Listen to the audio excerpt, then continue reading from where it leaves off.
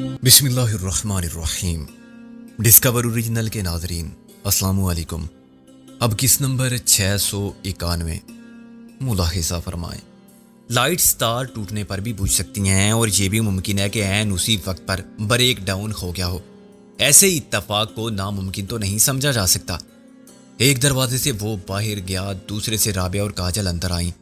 کاجل نے مضبوطی سے کلیم اللہ کا ہاتھ تھام رکھا تھا، اس کا اور رابعہ کا چہرہ خوف اور بدحواسی کے جذبات کی عکاسی کر رہا تھا۔ میں نے کہا، کیا بات ہے، لوٹ کے اندر کیوں آ گئی ہو؟ رابعہ نے کہا، باہر کچھ ہوا ہے۔ کچھ کا کیا مطلب؟ کسی کا نکاح ہوا ہے یا عقیقہ؟ کیا خوشی میں یہ گولے داغے جا رہے ہیں؟ میں نے کہا، بابا یہ بم کا دھماکہ ہوا ہے کہیں، مگر ہمارے لیے ڈرنے یا پریشان ہونے کی کون سی بات ہے؟ ہم تو عادی ہیں۔ سکندر ہوٹل کے گیٹ پر کچھ ہوا ہے، بہت لوگ جمع ہو رہے ہیں۔ رابعہ بولی، ہونے دو، ہم نکل جاتے ہیں، اس سے پہلے کہ تفتیش شروع ہو اور خواہ مخواہ ہم بھی بیان یا گواہی کے چکر میں آ جائیں۔ میں نے کہا، نکل کے کہاں جاؤ گے؟ رابعہ نے جھنجھلا کر کہا، دھماکہ گیٹ پر ہوا ہے، دوسرا گیٹ بھی تو ہے۔ میں نے کہا، کاجل نے اونٹوں پر زبان پھیری، وہ آفریدی صاحب بھی تو نہیں آئے۔ میں نے کہا، اچھا ہوا وہ سامنے نہیں ہے، ورنہ صاحب کہنے پر تمہیں جھاڑ پڑتی۔ جب گیٹ بلا گیا تو وہ کیسے اندر آئے گا؟ رابعہ اور کاجل میرے ساتھ چلنے لگی۔ مجھے ڈر لگ رہا ہے۔ کاجل نے کلیم اللہ کا ہاتھ مضبوطی سے پکڑ لیا۔ کاجل، یہ ہوتا رہتا ہے یہاں، اسلحہ یہاں کی ثقافت میں شامل ہے اور اسے مردوں کا زیور سمجھا جاتا ہے۔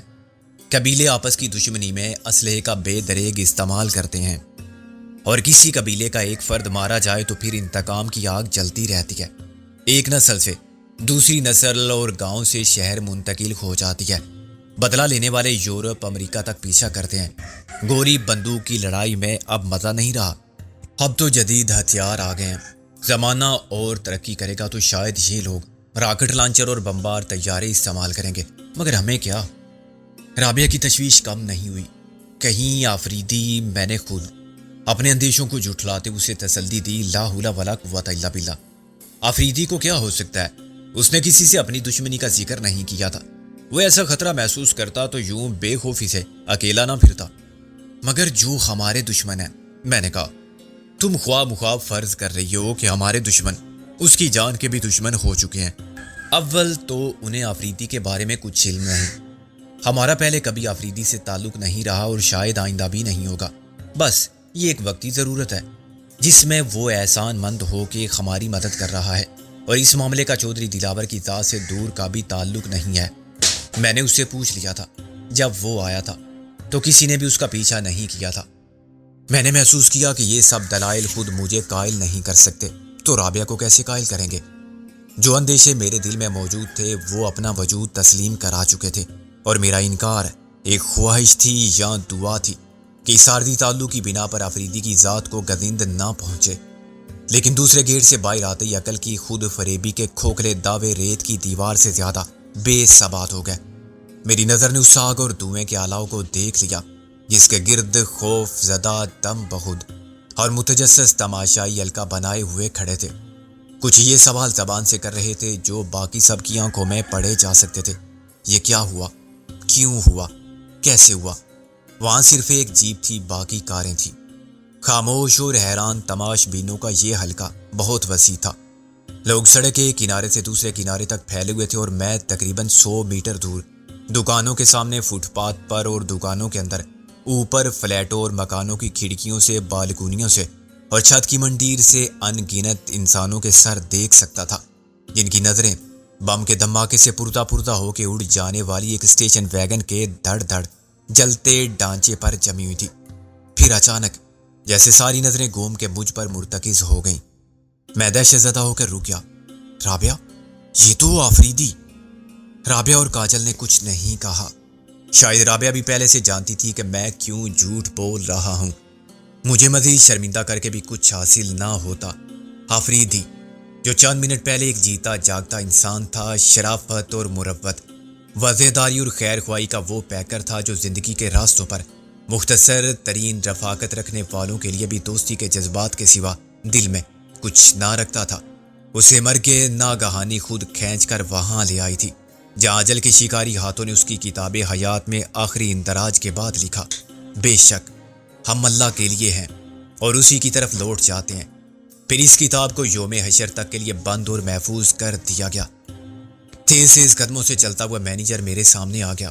میں نے پولیس کو بلایا ہے سر، بڑے دکھ اور افسوس کی بات ہے، معلوم نہیں کس نے ایسا کیا۔ آپ سے جو صاحب ملنے آئے تھے، حفریدی صاحب، معاف کرنا، میں نے غلطی سے اسے صاحب کہہ دیا۔ میں نے کہا وہ بہت برا مانتا تھا صاحب کہنے پر۔ مینیجر نے مجھے حیرانی سے دیکھا۔ وہ کیوں سر؟ اس لیے کہ وہ صاحب نہیں تھا، وہ مسلمان تھا، پاکستانی تھا، ایک انسان تھا، پٹھان تھا، دوستوں کا دوست تھا اور دشمنوں کا دشمن، مگر وہ صاحب نہیں تھا۔ میں نے برہمی سے کہا آپ خواتین سے کہیں کہ فی الحال اندر ہی تشریف رکھیں۔ مینیجر بولا جب تک پولیس نہ آ جائے۔ کیوں؟ ہم جانا چاہتے ہیں، کاجل نے کہا۔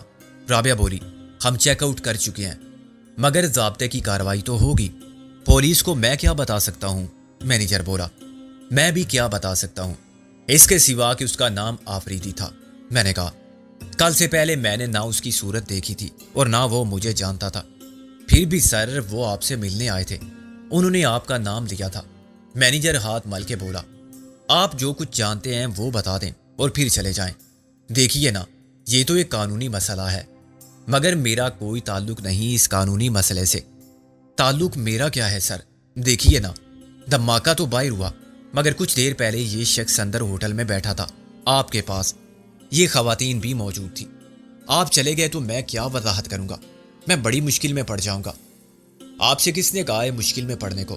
دھماکہ ہوٹل کے اندر تو نہیں ہوا، سڑک پر جو کچھ ہوتا ہے اس کی ذمہ داری آپ پر کون عائد کر سکتا ہے؟ میں نے کہا ایسے تو بہت سے لوگ اندر رہے، اپنے گھروں میں بیٹھے تھے، دکانوں میں موجود تھے، ان سے کیسے توقع کی جا سکتی ہے کہ وہ پولیس کو کچھ بتائیں؟ مینیجر نے مجھے بے بسی سے دیکھا۔ لیکن سر میں نے تو دیکھا تھا اس کو اندر حال میں۔ کون جانتا ہے یہ بات؟ اتنے بہت سے لوگوں میں سے ہمارے سوا کون ہے؟ میں نے کہا چوکی دار نے دیکھا تھا۔ مینیجر سوچ میں پڑ گیا۔ کیا دیکھا تھا؟ اس کو اندر جاتے ہوئے اور باہر آ کے جیپ میں بیٹھتے ہوئے۔ اس نے دروازہ بند کیا اور جیسی چابی گھما کے انجن سٹارٹ کرنا چاہا، دھماکہ ہو گیا۔ کیا چوکی دار نے اسے ہمارے ساتھ دیکھا تھا؟ اسے معلوم تھا کہ اندر آ کے اس نے تم سے ہمارے بارے میں پوچھا تھا؟ نہیں، یہ تو شاید نہیں معلوم اسے۔ مینیجر سوچ میں پڑ گیا۔ مگر پھر اس سے کہہ دو کہ اپنے بیان کو اتنا ہی محدود رکھے جتنا اس کے علم اور مشاہدے میں ہے، وہی بتائے جو اس نے دیکھا تھا۔ تم نے کچھ دیکھا ہی نہیں۔ کیا میں جھوٹ بولوں؟ آخر کیوں؟ اچھا سچ بول کے دیکھو، تم خود بھی مصیبت میں پڑ جاؤ گے۔ ممکن ہے پولیس تمہیں تفتیش کے لیے تھانے لے جائے۔ تھانے؟ کیوں؟ میں نے اگر اس کو اندر آتے آپ سے باتیں کرتے دیکھا، وہ بھی اس لیے کہ میں ڈیوٹی پر تھا اور کاؤنٹر پر موجود تھا، تو یہ بتانے میں میرے لیے پریشانی کی کون سی بات ہے؟ مجھ سے تفتیش کا تو سوال ہی پیدا نہیں ہوتا۔ میں نے کہا جو کچھ تم نے دیکھا یا سنا اس کا گواہ ہے کوئی؟ گواہ؟ لیکن یہ سچ ہے۔ میں نے اس کی بات کاٹ دی۔ ثبوت اور شہادت کے بغیر کوئی سچ بھی سچ نہیں رہتا۔ کیا مطلب؟ آپ انکار کر دیں گے آپ اسے نہیں جانتے تھے؟ یس، ہم کسی چکر میں نہیں پڑنا چاہتے۔ سچ تو یہ بھی ہے کہ کل رات ہم پہلی بار ملے تھے، بالکل اتفاق سے۔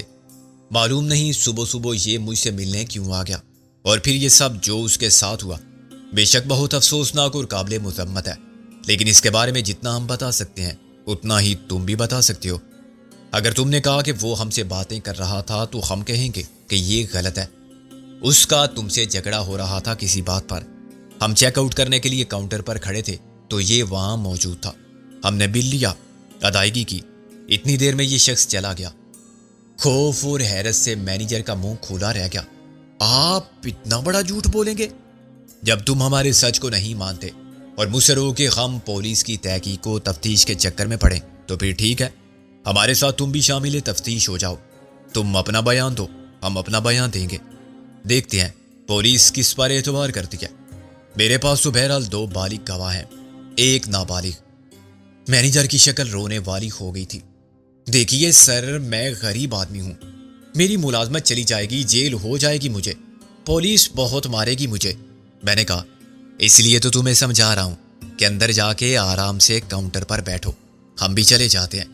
جب پولیس آ جائے تو چوکیدار کو اپنا بیان لکھوانے دو، تم اس کی تائید کر دو کہ ہاں وہ اندر تو آیا تھا۔ حال میں کسی کا انتظار کرتا رہا تھا کچھ دیر اور پھر چلا گیا۔ یہ سب لوگ جو دکانوں میں کھڑے ہیں یہ بھی دھماکہ سن کر نکلے اور تم بھی اٹھ کے آ گئے۔ تمہیں نہیں معلوم یہ جیپ کس کی تھی؟ چوکیدار البتہ جانتا ہے کہ افریدی اس میں سے اتر کے اندر گیا تھا اور پھر کچھ دیر بعد واپس آ گیا تھا۔ ٹھیک ہے، میں جاتا ہوں، مینیجر نے کہا۔ آپ لوگ بھی نکل جائیں جلدی سے، پولیس آتی ہی ہوگی۔ جلدی کس بات کی؟ یا اتنے لوگ کھڑے ہیں تو ہم بھی کھڑے ہیں، جیسے دوسرے کچھ نہیں جانتے ایسے ہم بھی نہیں کچھ جانتے۔ پولیس کو دیکھتے ہی سب کھسک جائیں گے۔ ہم بھی مسٹر مینیجر، میں نے کہا۔ میری بات مینیجر کی عقل میں آنے لگی تھی۔ اس نے سر ہلایا اور جس گیٹ سے ہم نکلے تھے اسی سے اندر چلا گیا۔ تیزی اور فرض شناسی کی دیرینہ روایات کو برقرار رکھتے ہوئے پولیس ابھی تک جائے واردات پر نہیں پہنچی تھی۔ جیپ کا ڈھانچہ کسی حادثے میں مسخ ہو جانے والی لاش کی طرح رہ گیا تھا۔ اس کے آگے والا نصف حصہ غائب ہو کے ادھر ادھر چھوٹے چھوٹے ٹکڑوں کی صورت میں پھیلا پڑا تھا۔ دانت کے یہ جلتے ہوئے ٹکڑے بہت دور تک دیواروں میں پیوست ہو گئے تھے اور دکانوں کے شیشے توڑ کے اندر داخل ہو گئے تھے۔ جیپ ایک الگ جگہ کھڑی نہ ہوتی تو آس پاس کھڑی ہوئی دوسری کاروں کو بھی نقصان پہنچتا۔ یہ جگہ بالکل ویران نہ تھی، مگر یہاں بازار کا رش بھی نہ تھا کہ دھماکے سے راہگیر مارے جاتے اور زخمی ہوتے۔ جتنی دیر مینیجر مجھ سے باتیں کرتا رہا میں نے ہر طرف نگاہ رکھی، لیکن مجھے کہیں کوئی مجروح نظر نہ آیا اور نہ میں نے کسی کے ہاسپٹل لے جانے کا منظر دیکھا۔ اس کا مطلب یہ تھا کہ وہ محدود طاقت کے آتش گیر مادے کا دھماکہ تھا جس کا مقصد صرف جیپ میں بیٹھے ہوئے افراد کے وجود کو صفحہ ہستی سے مٹانا تھا۔ لوگ اس وقت بھی قانون کے محافظوں کی آمد کا انتظار کر رہے تھے۔ جب میں نے کاجل اور رابعہ کے ساتھ مخالف سمت میں یوں چلنا شروع کیا کہ ہماری روانگی پر کسی کو فرار کا گمان تک نہ ہو اور یوں لگے جیسے ہم بھی اس سنسنی خیز ڈرامے کے اینٹی کلائمیکس سے اکتا کے جا رہے ہیں۔ جو ہونا تھا وہ تو ہو گیا تھا، اب کیا ہوگا؟ وردی والے آئیں گے مونچھوں پر تاؤ دیتے ہوئے اور ڈنڈے ہلاتے ہوئے چند عینی گواہوں کو پکڑ کے لے جائیں گے جو عزت کی قیمت ادا کر دیں گے۔ شام تک تھانے میں ہونے والی بے عزتی کو بلا کے خاموشی سے گھر پہنچ جائیں گے اور دل میں عہد کریں گے کہ آئندہ ایسی جگہ سے گزریں گے بھی نہیں جہاں کوئی واردات ہو چکی ہو۔ لاوارث اور بے حیثیت لوگ رات کو بھی مہمان سرکار ہوں گے اور ان کی خاطر تواضع بھی خوب ہوگی۔ کچھ نہ کردہ گناہوں کے مجرم گردانے جائیں گے۔ ممکن ہے کوئی اعتراف جرم بھی کر لے اور اخبار والوں کے سامنے تصویر کھنچوانے اور اپنے کارنامے کی تفصیل سنانے پر بھی تیار ہو جائے۔ ایسے بہادر لوگ ہمیشہ پولیس کے کام آتے ہیں اور پولیس کا اعتبار قائم کرتے ہیں کہ اس نے ملزموں کو پکڑنے میں دیر نہیں لگائی۔ عموماً یہ خدمت پولیس کے مخبر سر انجام دیتے ہیں اور اس کے عوض انہیں پولیس سے بہت کچھ ملتا ہے۔ بھتہ وصول کرنے کا اجازت نامہ، دادا گیری کا لائسنس، شرفاء کی پگڑی اچھالنے کا اختیار وغیرہ۔ بھئی آخر ہم کدھر جا رہے ہیں؟ رابعہ نے بلاخر خاموشی کے اس بوجھل پن کو ختم کیا جو احساس جرم و ندامت کی پیداوار تھا۔ ہم ابھی تو خطرے سے دور جا رہے ہیں، میں نے کہا۔ خطرے سے دور جا سکتے ہیں ہم؟ رابعہ نے تلخ طنزیہ لہجے میں کہا۔ اتنی گاڑیاں بدل کے، الیے بدل کے، احتیاط کے سب تقاضے پورے کر کے بھی کیا ہوا؟ کیا اس سے یہ منطقی نتیجہ اخذ کرنا جائز ہوگا؟ کیا اب ہمیں احتیاط جیسی فضول چیز سے گریز کرنا چاہیے کیونکہ اس کا کوئی فائدہ نہیں، صرف نقصان ہی نقصان ہے؟ میں نے بھی طنزیہ لہجے میں کہا۔ کاجل نے کہا، سکندر وہ مسلسل ہمارے تعاقب میں تھے، ہر جگہ انہوں نے اپنی موجودگی کا احساس بھی دلایا تھا، آخر کیوں؟ میں نے کہا، کیا ضرورت تھی پیڈرو کو اپنا دیدار کرانے کی؟ ہمارے آگے پیچھے رہ کے بھی وہ خاموشی سے تعاقب جاری رکھ سکتا تھا، مگر اس نے اپنی بدماشی کا خم ٹھونک کے اظہار کیا۔ اس نے تمہیں چھیڑا اور پھر رابعہ کو۔ کاجل نے کہا، شاید وہ چاہتا تھا کہ تم اس سے جھگڑا کرو اور اسے روک کے پوچھو کہ وہ کیا چاہتا ہے۔ نہیں، وہ ہمیں احساس دلانا چاہتا تھا کہ ہم ہر وقت ہر جگہ ان کی نظر میں ہیں، ہم فرار ہو کے کہیں جا ہی نہیں سکتے۔ وہ ہم پر ایک نفسیاتی غلبہ حاصل کرنا چاہتا تھا کہ ہم خود کو بے بس اور کمزور محسوس کرنے لگیں۔ چوہے کا شکار کرنے سے پہلے بلی اس کے ساتھ کھیلتی ہے۔ میرے خون میں اب آتش اشتعال بھڑکنے لگی تھی۔ کیا اب وہ ہمارا پیچھا چھوڑ دے گا؟ رابعہ نے کہا، میں یہی دیکھنا چاہتا ہوں۔ میں نے کہا، ان میں سے کوئی بھی اگر جائے واردات پر موجود ہوتا تو ہمیں دیکھ لیتا۔ میں نے ان کو پورا موقع فراہم کیا تھا اس کے لیے۔ ہم سب زندہ سلامت 10 منٹ تو ضرور وہاں کھڑے رہے تھے۔ وہ اپنا کام کر کے مطمئن ہو کے جا چکے ہوں گے، ورنہ اب تک وہ اپنی ناکامی کو کامیابی میں بدلنے کے لیے دوسری کوشش کر چکے ہوتے۔ کاجل کا رنگ اڑ گیا۔ اس نے پلٹ کے دیکھا، گویا تم انہیں یہ موقع دے رہے ہو، جانتے بوجھتے ہماری جان سے کھیل رہے ہو۔ تم بہت دیر سے شامل ہوئی ہو اس کھیل میں کاجل۔ میں نے کہا، یہ بازی جان کی بازی ہے، اول تا آخر۔ اس میں ابھی تک طاقت کا توازن برقرار ہے، چنانچہ ہم زندہ ہیں۔ ان کے پاس دولت اور طاقت ہے تو ہمارے پاس عقل و ذہانت اور ایک مقصد پر یقین کی قوت جسے ایمان ہی کہا جا سکتا ہے۔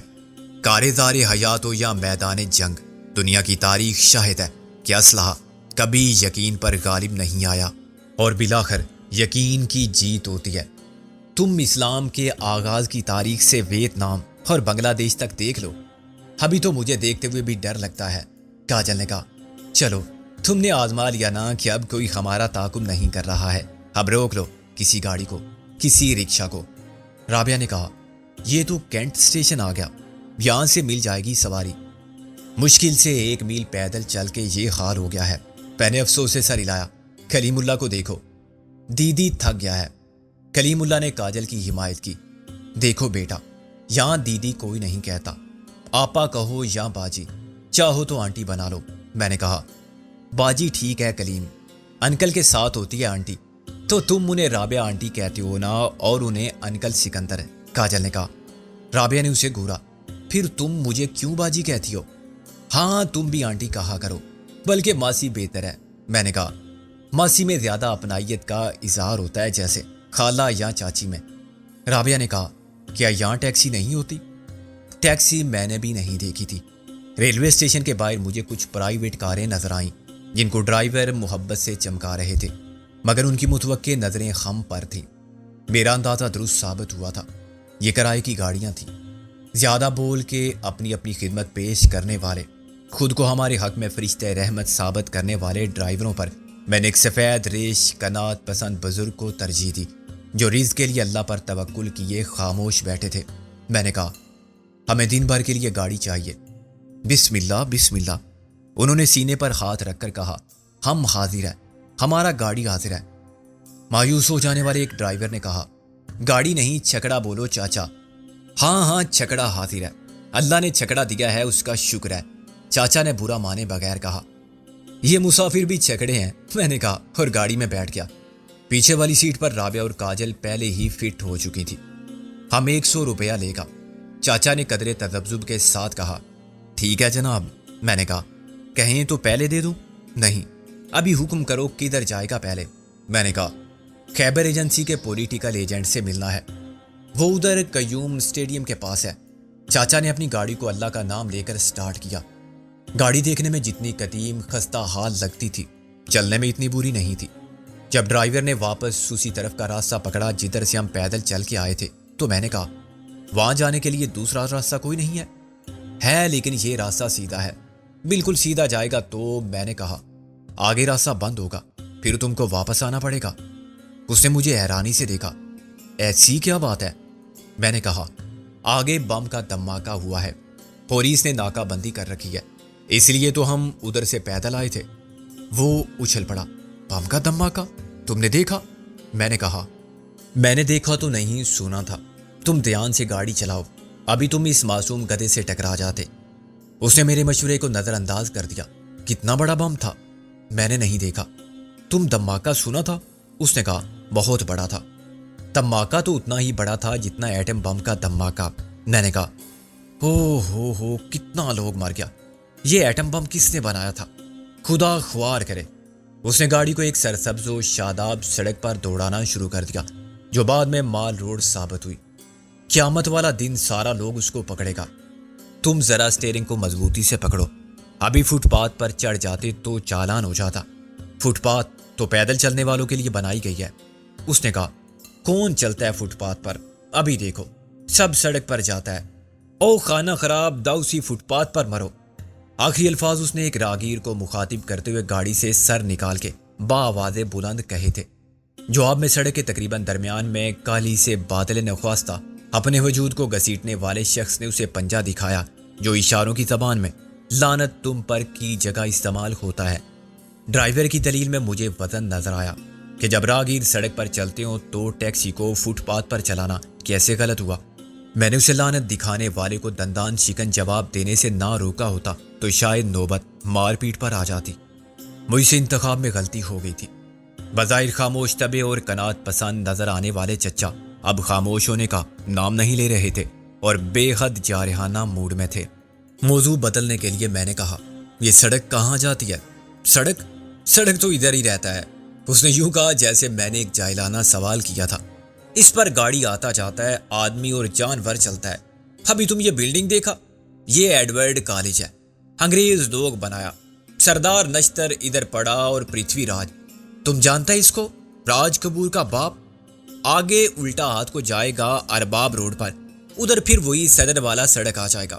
ادھر سیدھے ہاتھ پر قیوم اسٹیڈیم ہے، قیوم خان بنایا۔ گاڑی کے ساتھ اس کی زبان بھی چل رہی تھی اور وہ بیک وقت بہت سے کام کر رہا تھا۔ اس نے گائیڈ کے فرائض سنبھال رکھے تھے۔ وہ پشاور کے تاریخی، سیاسی اور ثقافتی پس منظر پر سیر حاصل تبصرہ کر رہا تھا۔ اسے زمانے کی زوال پذیر اخلاقی اقدار اور قرب قیامت کی نشانیوں کے نمودار ہونے پر بھی خاصی تشویش تھی۔ چنانچہ اس کی توجہ ڈرائیونگ پر بہت کم تھی۔ کم سے کم 4 افراد اپنی خوش نصیبی کے باعث اس کی چاند گاڑی کے نیچے آنے سے بچے۔ دوبارہ میں نے اسے فٹ پاتھ پر چڑھنے سے روک لیا۔ ایک ریڈی والا عین وقت پر بزدل ثابت ہوا اور ایک طرف ہو گیا، ورنہ گرما گرم حلیم کی دیگ ونڈ سکرین کے راستے ہم پر الٹ کے گرتی۔ صدر سے گزرتے ہوئے اس نے اچانک سوال کر دیا، تم غیر علاقہ میں جائے گا؟ میں نے کہا، اگر تمہیں کوئی اعتراض نہ ہو۔ اعتراض کا پتہ چل جائے گا۔ اس نے تن سے کہا، ادھر غیرت والا لوگ رہتا ہے، ان کا بیوی پردہ کرتا ہے، ایسا عورت کو بھی وہ گولی مار دے گا اور تم جیسا مرد کو بھی۔ میں نے کہا، مرد کو بھی؟ مرد بھی پردہ کرتے ہیں، برقعے پہن کے پھرتے ہیں؟ اب رابعہ نے مداخلت کی، چاچا تم بولتے بہت ہو اور فضول بولتے ہو۔ ہم کیا غلط بولا؟ ابھی تم جا کے دیکھو، ادھر سے تمہارا لاش واپس آئے گا۔ اس نے کہا، یہ کس کا غلطی ہے؟ مرد کا۔ مرد میں غیرت ہو تو عورت کا کیا مجال؟ شاید اس کی حق گوئی اور بے باکی پر میں مشتعل ہو کے کوئی غلط قدم اٹھاتا، احتجاجاً ٹیکسی سے اتر جاتا یا چلا کے اسے کہتا شٹ اپ، اور دھمکی دیتا کہ اس نے اپنی بکواس بند نہ کی تو میں اسے بند کرا دوں گا۔ مگر ٹیکسی اچانک رک گئی۔ پولیٹیکل ایجنٹ کے آفس پرہجوم دیکھ کر میں پریشان ہو گیا۔ مرد، عورت، بوڑھے، بچے لمبی لمبی قطاروں میں کھڑے یا فٹ پاتھ پر دھرنا دیے بیٹھے تھے۔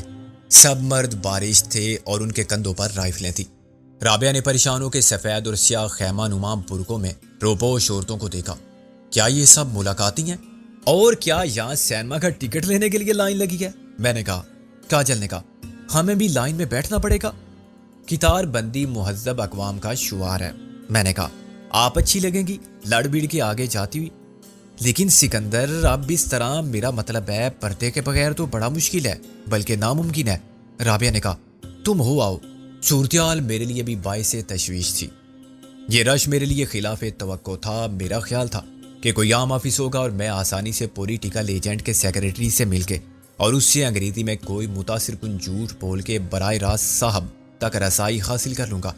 میرے وہم و گمان میں بھی نہ تھا کہ پولیٹیکل ایجنٹ سے ملنے والوں کی اتنی لمبی قطاریں ہوں گی جتنی امریکہ یا بھارت کا ویزا حاصل کرنے کے خواہش مندوں کی سفارت خانوں کے باہر نظر آتی ہیں۔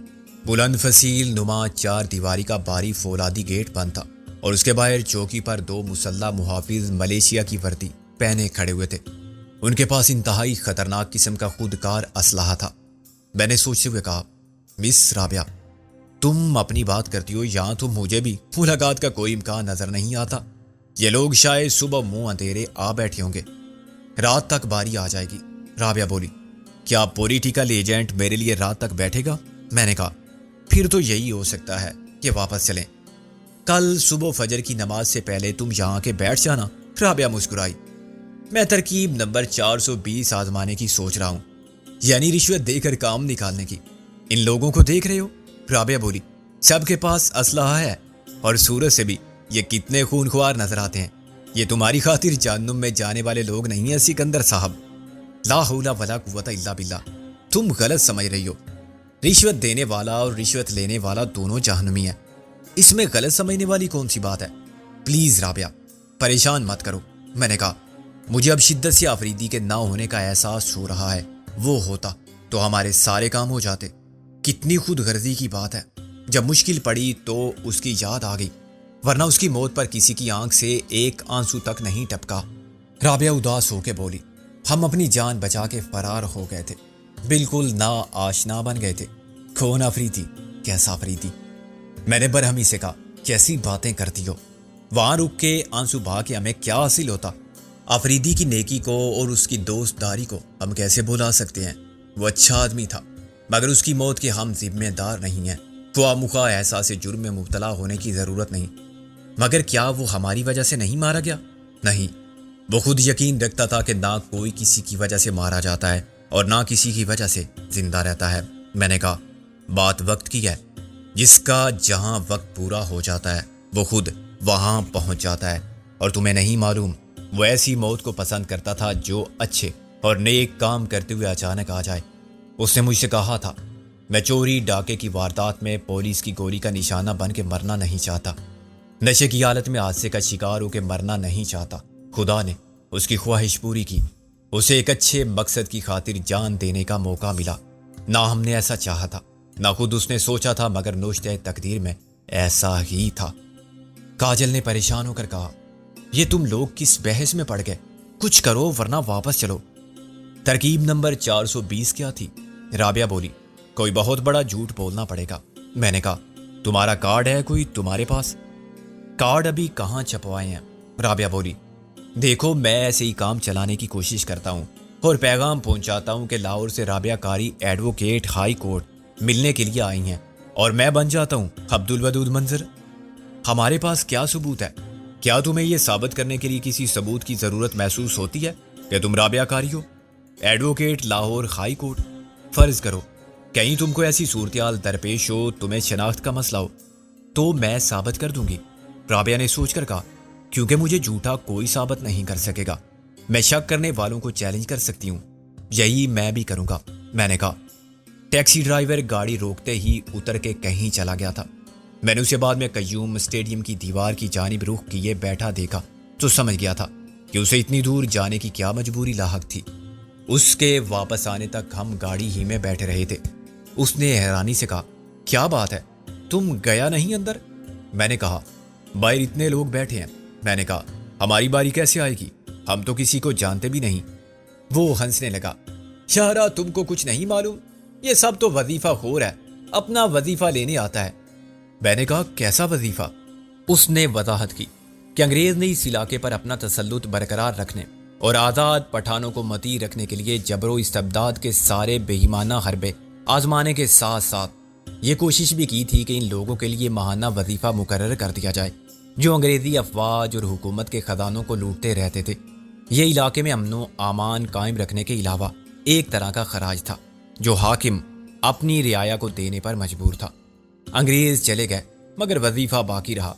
اس کی رقم میں وقت کے ساتھ برائے نام اضافہ ہوا اور موجودہ دور کی گھرانی کو دیکھتے ہوئے یہ وظیفہ مضی کا خیز حد تک کم لگتا تھا، مگر ذرائع معاش کی عدم دستیابی کے باعث نادار افراد اب یہ وظیفہ ہر 3 ماہ بعد اسی طرح وصول کرنے آتے رہتے تھے۔ یہ بات جان کر مجھے کچھ اطمینان حاصل ہوا کہ قطاروں میں کھڑے ہوئے مرد و زن ملاقاتی نہیں ہیں اور شاید ہمیں زبانی تعارف پر پولیٹیکل ایجنٹ سے ملاقات کا شرف حاصل ہو جائے گا۔ پھر ہوا بھی یہی۔ دروازے پر موجود مسلح محافظوں نے ڈرائیور کی زبانی میری بات سنی اور آہنی دروازے کی ایک کھڑکی سے جھانک کے اندر کچھ کہا۔ ڈرائیور نے مجھے اشارہ کیا، آؤ صاحب۔